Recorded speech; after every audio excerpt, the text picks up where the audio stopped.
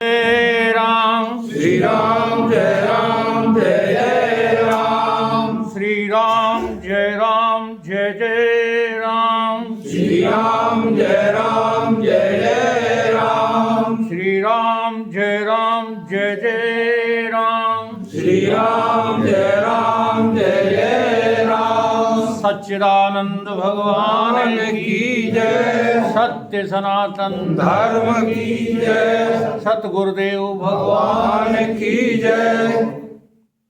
प्रातः स्मरणीय परम पूजनीय परिव्राजकाचार्य श्री सतगुरुदेव भगवान के चरण कमलों में नित्य का वंदन करते हुए मंचासीन हमारे अथित स्वामी जी के चरणों में वंदन, बाबा जी के चरणों में वंदन और सभी प्रेमी सज्जनों, माताओं, बहनों, सभी हृदयस्थ लोगों के चरणों में मेरा वंदन। मोह विपिन में कामादिक ठग, शांति निधि थे लूट रहे। काली निशा अविद्या की थी, यम डंडे सिर टूट रहे। दुखी देख कर आए सतगुरु, छिन में सब दुख टार दिया। और निर्मल ज्ञान आत्म तत्व का देकर गुरु मेरा उद्धार किया, गुरु मेरा उद्धार किया। और उद्धरेत आत्मा जो है वो हमारे सबके पास है। हम लोग इस तरफ जो है चेष्टा नहीं करते हैं, केवल बातों से ही काम निकालना चाहते हैं। सारी दुनिया में एक कोटेशन प्रसिद्ध है, आत्मा सोई परमात्मा।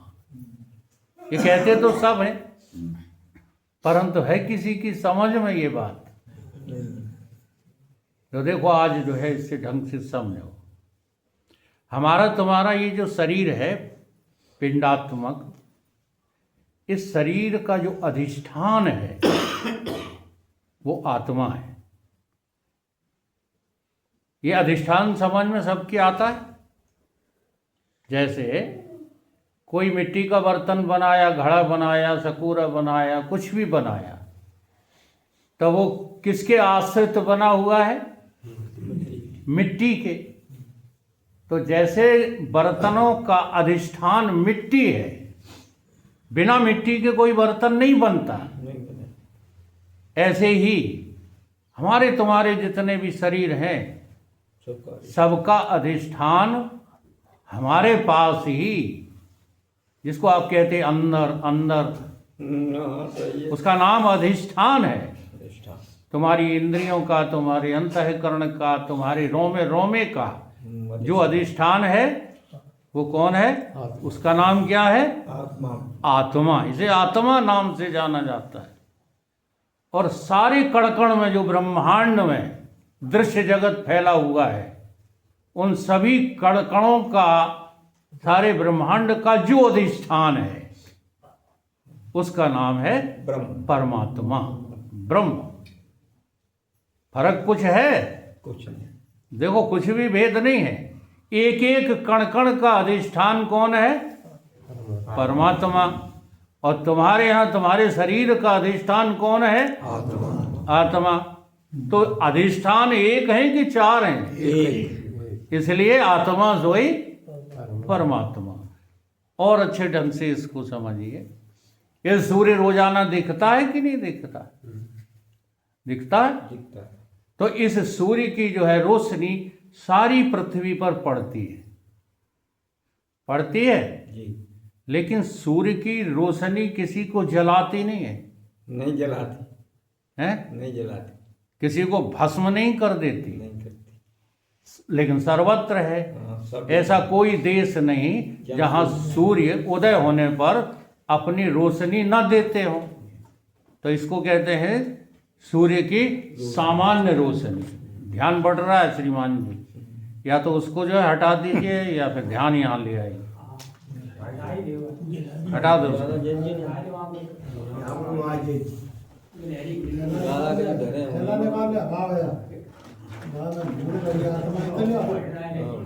अब देखिएगा, इसी सूर्य की रोशनी के सामने आप शीशा रख दीजिए, तो उस शीशे में जो सूर्य प्रकट होगा, जो प्रकट होगा वो सूर्य कोई अलग से है क्या? नहीं है, लेकिन उसमें दूसरा सूर्य आपको दिखेगा, दिखेगा कि नहीं? तो ये जो धूप तुम्हें दिखती है ये तो सूर्य सामान्य रूप से है, लेकिन शीशे में जो उसका प्रतिबिंब आया है सूर्य का वो विशेष रूप है। तो क्या जो प्रतिबिंब दिख रहा है वो सूर्य है, और ये सूर्य जो सामान्य रूप से तुमको दिखता है ये दो हैं? एक ही सूर्य है। इसको विशेष सूर्य कहते हैं जो शीशे में दिख रहा है, और ये सामान्य सूर्य है। सूर्य एक ही है, ठीक ऐसे ही चेतन एक ही है। हाँ, चाहे लला कहो चाहे लाली। ये ईश्वर चार नहीं है। ईश्वर तुम्हारे भीतर जो है वही सारे जो है ब्रह्मांड में है। अब तुम्हारे भीतर शीशा में प्रकट है, तुम्हारे भीतर शीशा जो है, शीशा किसको कहोगे तुम? अंतःकरण को, यानी कि मन को। सुना होगा शब्द आपने, तोरा मन दर्पण कहलाए, भले बुरे सारे कर्मों को देखे और दिखाए, तोरा मन दर्पण कहलाए। तो तुम्हारा जो ये मन है यही जो है शीशा है, और तुम्हारे मन में जो चैतन्यता को प्राप्त हुआ है ये कोई और नहीं है, यही तो विशेष आत्मा के रूप में दिख रहा है। इसी से तुम्हारी इंद्रियां जो है प्रकाशित हो रही हैं, इसी से सारा जो है विषय तुम भोग रहे हो, लेकिन तुम्हें ये पता नहीं लग रहा है कि विषय जो है वो जड़ है, इंद्रियां जो है वो जड़ है, शीशा जो है वो जड़ है, चेतन तो हम ही है। ये नहीं लग रहा है। बस इस बात को लगाने के लिए ही ये सत्य की चर्चा जगह जगह स्थान स्थान पर हमारे संत, हमारे गुरुजन करते रहते हैं।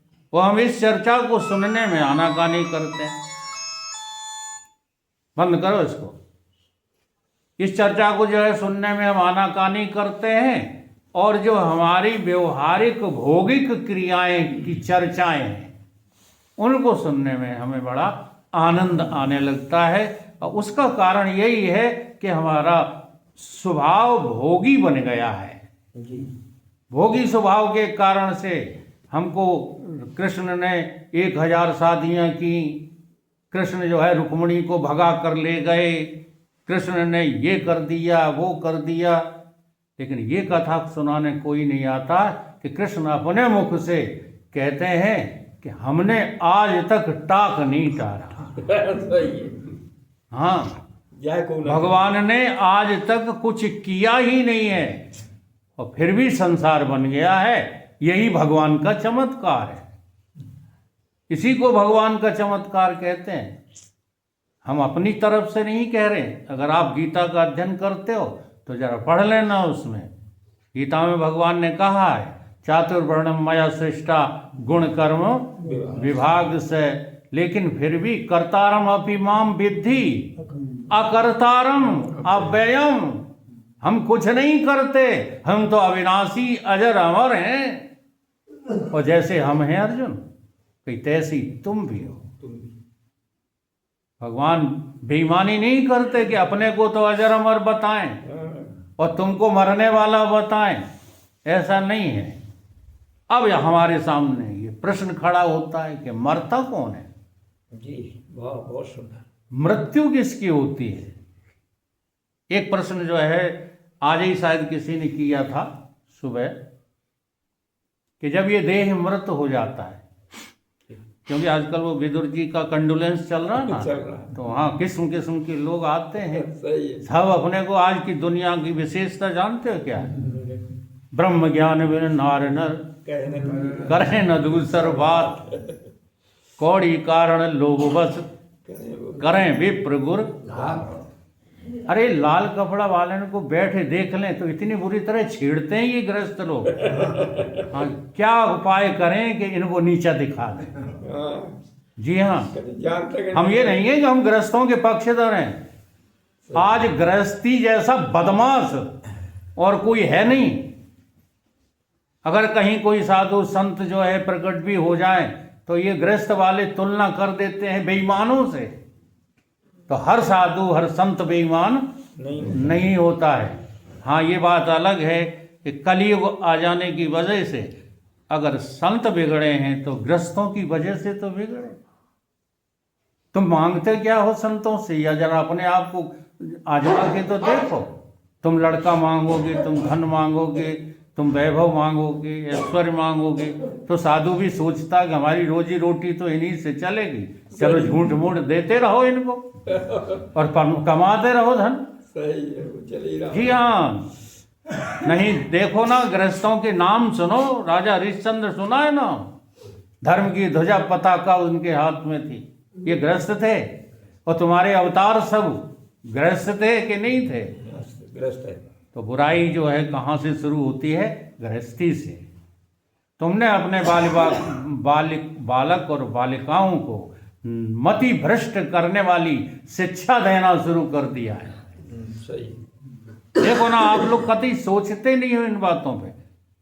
हमारी तो कोई सुनता ही नहीं है, चाहे जितना चिल्लाता है। 10-10 साल की बच्चियों को तुम लिपस्टिक लगा के ढील देती है। सही। अब बोलो गलत काम आप लोग कर रहे हो कि वो बच्चियां कर रही हैं? कर रहे हो कि नहीं कर शिक्षा नहीं मिल रही। रहे? ये हमारे यहाँ की तो संस्कृति नहीं है, हैं? हमको तो भगवान ने इतना अच्छा बनाया है कि हमें बाहर से लीपापोती करने की जरूरत ही नहीं। चाहे जहां आप देख लेना। हाँ, हिंदुस्तान का प्राणी जितना जो है खूबसूरत है, ना तो ऑस्ट्रेलिया का है, ना इंग्लैंड का है, ना अमेरिका का है। किसी का नहीं, किसी कोड़ी धरे हैं साले। सही कोड़ी लग रहा है। जी हाँ, और फिर भी तुम सजावट में जो फिरते रहते हो, क्यों? सजावट तो बुरी लग रही है। इसलिए कि आपके संस्कार अधार्मिक हो गए हैं। आप धर्म की जो है ध्वजा को पकड़ नहीं पा रहे हो। अधार्मिक संस्कारों के कारण से तुम बच्चे बच्चियों को सजाते रहते हो। हाँ, संतों की कल्याणपूर्ण बातें नहीं सुहाती हैं। माताएं अपने बच्चों को तितली सा खूब सजाती हैं। सजाती हैं कि नहीं? वीर लक्ष्मीबाई की गाथाएं नहीं सुनाती हैं, जिन्होंने सतीत्व की रक्षा में अपनी जानें कुर्बान की। हम लोगों ने कर डाली बर्बादी हिंदुस्तान की। हम अपने बच्चों को बिगाड़ रहे हैं। सही। अब जब बिगड़ जाते हैं, जब तुमने खूंटा ढील दिया, कोई मरखूर जो है बैल तुम्हारे यहाँ बंधा है, तुमने उसका खूंटा ढील दिया, तो फिर कहा तो अब वो चौपट करेगा ही। तो प्रारंभ के जो संस्कार हैं वो हमको धर्म के देना चाहिए। कौन से धर्म के? लड़ाई वाले धर्म के नहीं कि तुम ब्राह्मण हो, हम ठाकुर हैं, तुम यादव हो, चलो चलने दो लाठियां। ये धर्म नहीं है। धर्म का होता है जो लक्षण, वो तुम्हें संसार का त्याग सिखाता है, वैराग सिखाता है। तो चलो उसी प्रश्न पर आ जाते हैं। ये कौन है जो मृत शरीर को छोड़ के चल देता है? मृत शरीर को छोड़ करके चले जाने वाला कौन है? तो डायरेक्ट लोग कह देते हैं कि आत्मा चला गया छोड़ कर, जबकि ऐसा नहीं है। हमने जो अभी बात समझाई थी ना, हाँ, अधिष्ठान। तुम्हारे जो है शरीर में जो दर्पण है, उस दर्पण में जो विशिष्ट परमात्मा प्रकट हुआ है, विशिष्ट चेतन जो प्रकट हुआ है, वही विशिष्ट चेतन इस शरीर को छोड़ के चल देता है। जबकि चेतन परमात्मा नहीं छोड़ता। परमात्मा तो मुर्दे में भी है, परमात्मा तो इस मकान में भी है।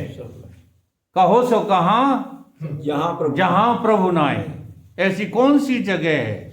हर व्यापक सर्वत्र समाना। हर जगह जो है मौजूद है, लेकिन हर जगह की मौजूदगी समझ में नहीं आती तो हमको कहाँ ढूंढना पड़ता है? अपने मन में। तो हमारा जो मन है, और मन भी देखो, शीशा भी जड़ होता है कि चेतन? जड़। बाहर से भी आपको समझ में आ रही होगी बात, शीशा जड़ होता है जड़ होता और हमारा मन भी जड़ है। लेकिन उस मन में जो जैसे सूर्य का प्रतिबिंब पड़ रहा है शीशे में, ऐसे ही मेरे मन में उस चेतन का जो प्रतिबिंब पड़ रहा है, बस वही चेतन की चैतन्यता मेरे मन को भी चेतन बना देती है। वाह वाह। और यही चेतनता यानी मन रूप चेतनता इस तन को छोड़ करके चलिए। चल देती है और कहीं जाती आती नहीं है। जरा ये भी ध्यान पूर्वक सुनो, क्योंकि ये भय तुम्हें बहुत बुरी तरह कचोटता है। हाय अब क्या होगा, अब क्या होगा? जाता वाता कहीं नहीं है ये मन। मन में तुम्हारे में जो वासनाएं हैं, जी हाँ, वैसे मन और कुछ नहीं है। यहाँ लोग चूंकि जो है इंग्लिश नहीं जानते हैं, इंग्लिश में इसकी बहुत बढ़िया परिभाषा है, सुनाई देते हैं, इसकी हिंदी कर देंगे। माइंड इज नथिंग, मन कुछ नहीं है, but a fellow of our thoughts, desires and lust. हमारी कामनाएं, इच्छाएं और वासनाओं का जो समूह है, इच्छाओं का, कामनाओं का, वासनाओं का वही मन जो समूह है, वही मन बैठा है तुम्हारे भीतर।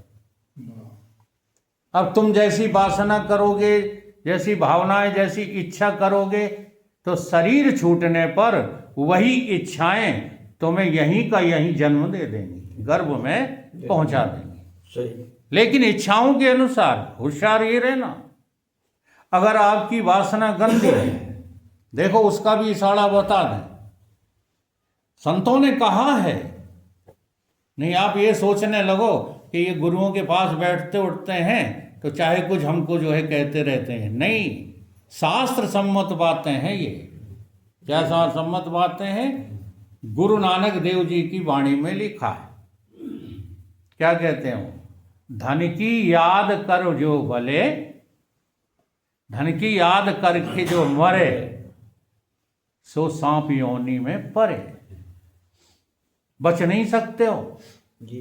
अगर धन की याद करते करते मर गए सांप में बन तो आदमी नहीं बन रहे तुम। आज हो रहा है गले। जी हाँ, सांप खेल रहे हैं, सांप बनोगे। विष पी रहे हैं, चले जाएंगे। और घर मकानों को याद कर करके बले मरे।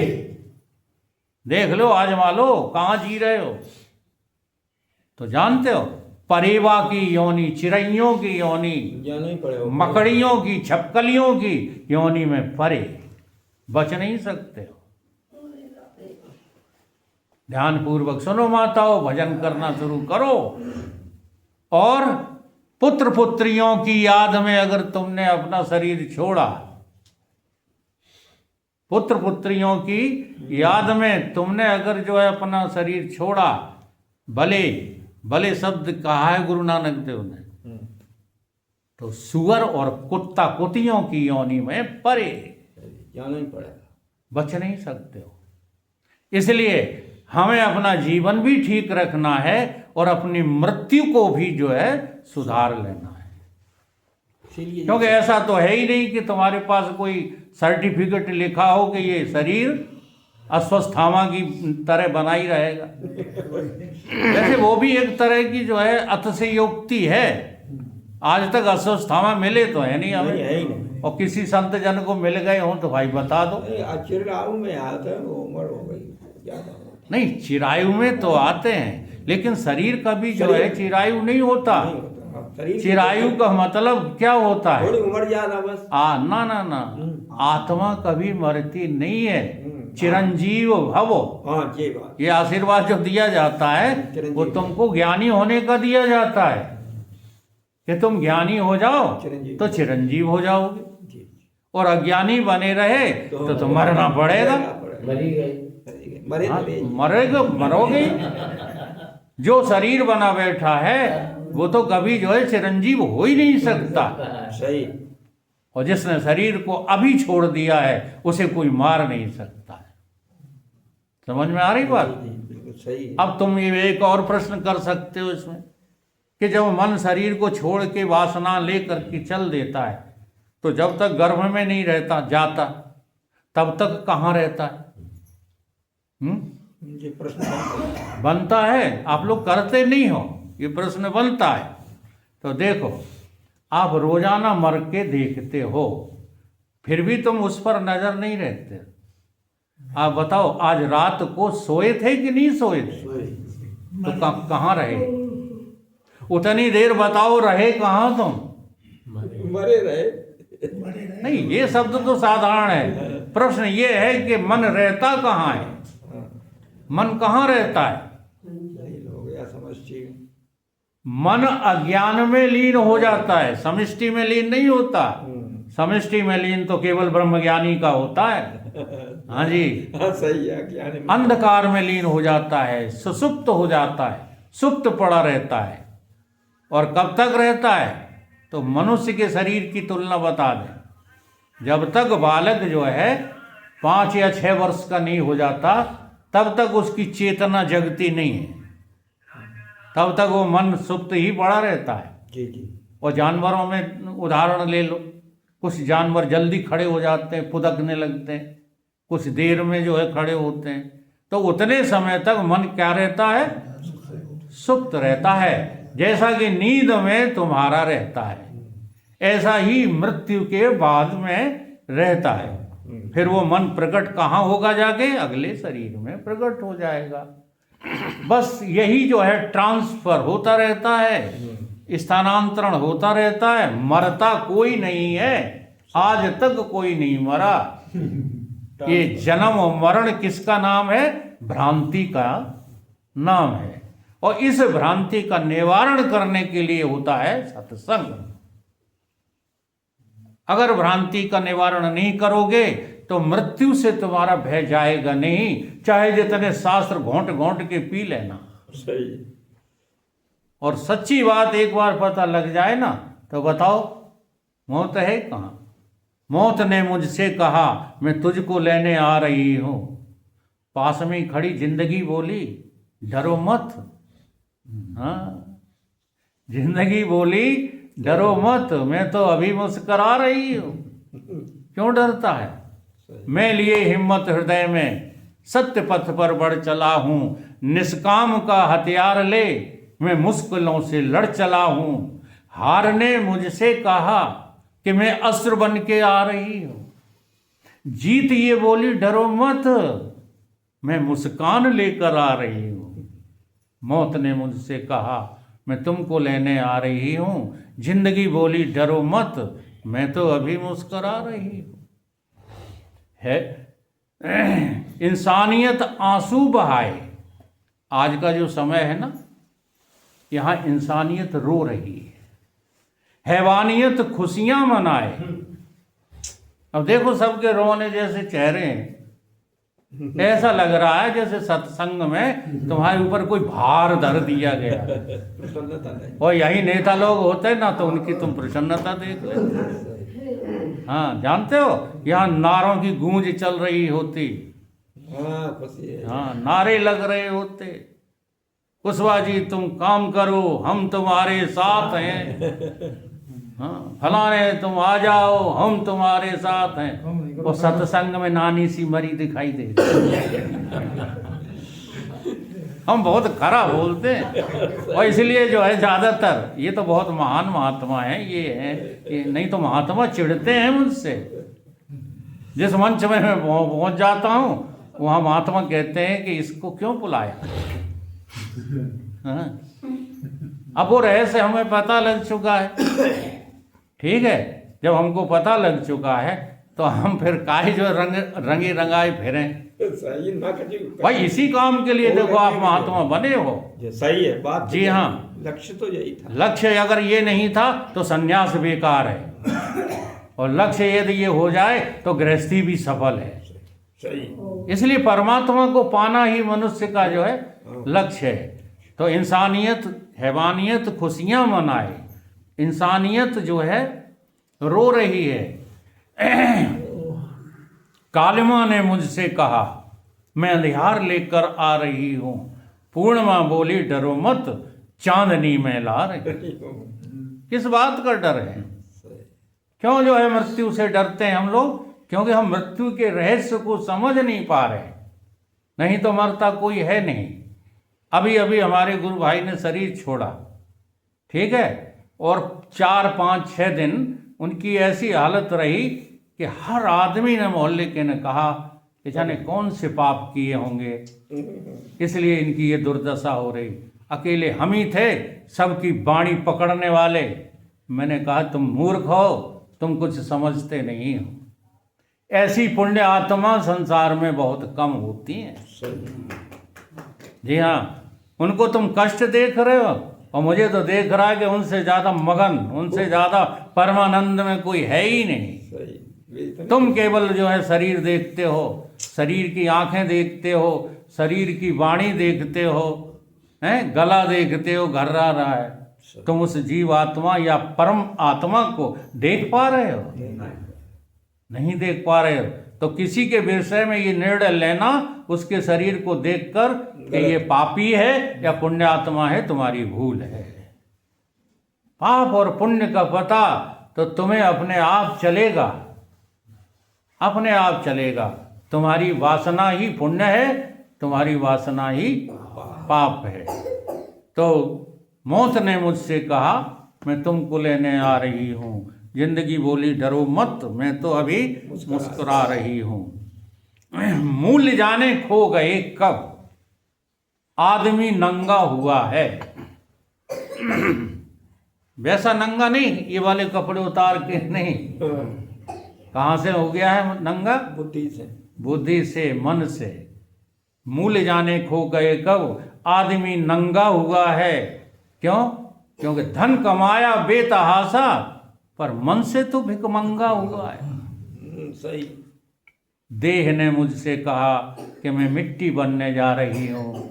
आत्मा बोली, डरो मत, हाँ, मैं तुझे अमृत बनाने आ रही हूँ।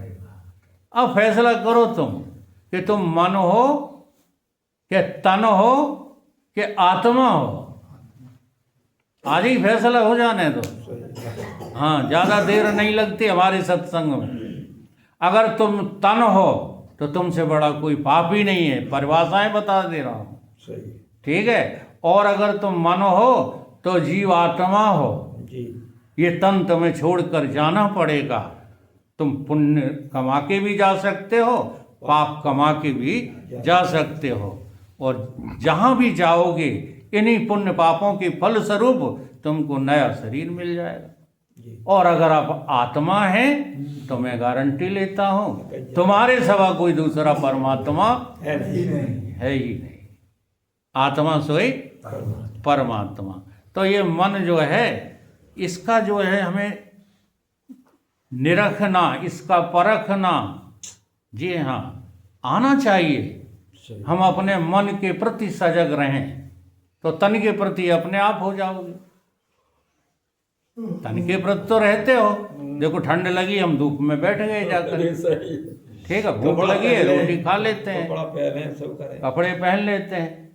गर्मी लगती है तो हीटर वो चालू कर लेते हैं, कूलर और एसी चालू कर लेते हैं। तो तन के प्रति जैसे हम सजग रहते हैं, क्या तुम अपने मन के प्रति सजग रहते हो? नहीं तो इतनी जल्दी कर दिया। प्रश्न हम खड़ा करेंगे, क्यों नहीं रहते? क्योंकि तन भी तुम्हारा है और मन भी तुम्हारा है। कब गैर का किराए पे लाए हो क्या? फिर क्यों नहीं रहते हो? इसका इलाज कराने पहुंचते हो वैद्य के पास कि नहीं? और मन का इलाज कराने कहाँ जाते? सदगुरुओं के पास जाते ही नहीं है। क्यों? पता ही नहीं है ना, इसलिए क्यों जाएंगे? गुरुओं की सेवा क्यों करोगे? संतों की सेवा क्यों करें? करनी चाहिए।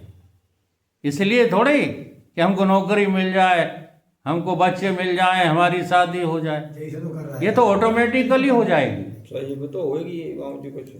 ये तुम ना करो तपस्या, कुछ भी तपस्या ना करो, तब भी तुम्हारे शरीर का प्रारब्ध ये सब चीजें तुम्हें देगा ही देगा। तपस्या की जाती है तो किस लिए? भगवत प्राप्ति के लिए। इसलिए भगवान की तरफ जो मन चलता है निरख करके, परख करके, बस उसी मन के बारे में जो है हमारे संतजन कहते हैं। निरखत चलो मनुआ गैल सकरी, निरखत चलो मनुआ गैल सकरी, निरखत चलो मनुआ गैल सकरी, निरखत चलो मनुआ गैल सकरी, निरखत चलो मनुआ गैल सकरी, निरखत चलो मनुआ गैल सकरी, बाएं सैल गुमान भयानक, बाएं सैल गुमान भयानक, पांच सैल समझते हो? सैल पहाड़, सैल माने पहाड़। तो तुम्हारी जो मन की बगल में कौन है? ये संसार रूपी पहाड़। बाएं सैल गुमान भयानक, बाएं सैल गुमान भयानक, दाहिने दाहिने मोह नदी गहरी, दाहिने मोह नदी गहरी, निरखत चलो मनुआ गैल सकरी, निरखत चलो मनुआ गैल सकरी, निरखत चलो मनुआ गैल सकरी, निरखत चलो मनुआ गैल सकरी, काम क्रोध ठग समूहे लागत, काम क्रोध ठग समूहे लागत, काम क्रोध ठग समूहे लागत, काम क्रोध ठग समूहे लागत, लूटत हैं साधन गठरी, लूटत है साधन गठरी, निरखत चलो मनुआ गैल सकरी, निरखत चलो मनुआ गैल सकरी, निरखत चलो मनुआ गैल सकरी, रे मन पथिक संभल कर चलना, रे मन पथिक संभल कर चलना, रे मन पथिक संभल कर चलना, रे मन पथिक संभल कर चलना, दूर रहिए तब नगरी, दूर रहिए तब नगरी, निरखत चलो मनुआ गैल सकरी, निरखत चलो मनुआ गैल सकरी, राह सुगम तब ही मुक्तानंद, राह सुगम तब ही मुक्तानंद, मुक्तानंद जी का भजन है। मुक्तानंद जी के दर्शन किए हैं आपने किसी ने? ये वाले नहीं उनके नहीं हैं? नहीं। स्वामी अखंडानंद जी की जो है श्रृंखला में, अब किसके शिष्य थे ये तो हम नहीं बता सकते, जी लेकिन थे उसी श्रृंखला में बहुत अच्छे संत थे, भजन लिखने वाले कवि मुक्तानंद जी थे। उनका यहाँ जिक्र है। क्या कहते हैं? गैल सुगम तो राह सुगम तब ही मुक्तानंद, राह सुगम तब ही मुक्तानंद, जब सतगुरु बैया पकड़ी, जब सतगुरु बैया पकड़ी, निरखत चलो मनुआ गैल सकरी, निरखत चलो मनुआ गैल सकरी, निरखत चलो मनुआ गैल सकरी, सजग हमको ही रहना है। हम माने देह नहीं, हम माने मन नहीं, बुद्धि नहीं, चित्त अहंकार नहीं, हम इन सब से अलग हैं। जी हाँ, हम माने तो हम ही है और कोई नहीं है। हम जैसा और कोई आज तक कोई दूसरा पैदा ही नहीं हुआ। हाँ, हमारे महबूब की सूरत, अब देखो नए लड़कों को लगेगी कि देखो ये प्रवचन करने वाले क्या सुनाने लगे। महबूब परमात्मा को कहते हैं। हमारे महबूब की सूरत खुदा से मिलती जुलती है। किससे मिलती जुलती है? खुदा से मिलती जुलती है। तो तुम खुदा के बच्चे हो तो खुदा ही हो, कुछ और हो। ईश्वर अंश जीव अविनाशी चेतन अमल सहज। अनुभव करके देखो, तुम्हें पता लगेगा ये मन बड़ा ही जो है धूर्त है, ये मन बड़ा निकम्मा है, ये हमेशा संसार की वस्तुओं की चाह रखता है। अगर तुम सजग रह करके इस पर जो है निरखने वाली आंख लगा दो ना, तो ये बाहर से लौट करके तुम्हारे पास आ जाएगा। ऐसे ही बुद्धि तुम्हारी मन का पीछा कब करती है? जब तुम अपनी खबर भूल जाते हो, तुम्हें अपना कुछ पता नहीं रहता, तब ये बुद्धि अनाप शनाप दुनिया की जने कितने ज्ञानों को भर लेती है और अपने को विद्वान बता करके इस जगत को लूटने में, शोषण करने में लग जाती है। उन्हें तुम विद्वान कहते हो। जी हाँ, तुम साधु को नमस्कार नहीं करोगे, काले कोट वाले के पांव छुओगे। हाँ, साधु को नमस्कार नहीं करोगे, तुम एमएलए और एमपी को जो है नाक रगड़ोगे। तुम साधु को नमस्कार नहीं करोगे। देखो, हमारे अंदर तो ये भावनाएं बचपन से हैं। बहुत अच्छी घटनाएं हम इसलिए सुना देते हैं, कोई हम अपनी तारीफ के लिए नहीं। दयानंद और एक विश्वात्मानंद, दो संत थे। हमारे बड़े लड़के की शादी में बारात में थे। ठीक है, अब मंच पे वो क्या होता है, वरमाला। तो वरमाला चल रही थी, तो वहाँ पर जो है एमएलए साहब आ गए। तो लोग आगे दौड़ पड़े और उन्होंने कहा कुर्सी रखो स्टेज के बराबर। मैंने कि कुर्सी पे बैठेंगे तो हमारे संत, वहीं खड़े होकर कहा मैंने। एमएलए साहब मेरे पास नीचे बैठेंगे, और वो मेरे साथ पढ़ा है तो वो तो सही मित्र ही। हाँ, नाराज होने का सवाल ही नहीं। नहीं तो समझदार होते हैं। ठीक है, नहीं समझदार तो नहीं होते, सो आग लग जाती है। लेकिन सवाल इस बात का है, हम अपने को आजमाएं कि हम प्राथमिकता किसको देते हैं। सही। ये संसारी जो पद प्रतिष्ठाएं हैं, ये दो कौड़ी की नहीं है। लेकिन संत का जो भेष भी है, प्रतिष्ठा भी है और उनका पद भी है। संत उसे कहते हैं जो दुनिया से ऊपर बैठ जाता है, जाके जहाँ होता है दुनिया का अंत, तहाँ बैठता है संत। तो हम उसकी महिमा को जो है नीचे ना गिराएं, ये हमेशा ख्याल। संतों की पूजा करो, संतों की आराधना करो, लेकिन अधिकारियों की पूजा और आराधना करने की कोई जरूरत नहीं है। क्यों? चाहे नेता हो चाहे अधिकारी हो, वो प्रजा के नौकर हैं, इसलिए प्रजातंत्र है। सही। आप किस तंत्र में जी रहे हो, राजतंत्र में या प्रजातंत्र? फिर तुम उन्हें मालिक क्यों मान बैठते हो? देख लो, मोदी तो यही कहा था, तो सही बात। हाँ जी। तो आज मेरा जो है कहने का मतलब यही है कि मन को यदि निरखते चलोगे तो तुम्हारी बुद्धि भी शुद्ध हो जाएगी। अंतःकरण शुद्ध होने पर ही परमात्मा में लगन लग जाती है। बोलिए गुरुदेव भगवान।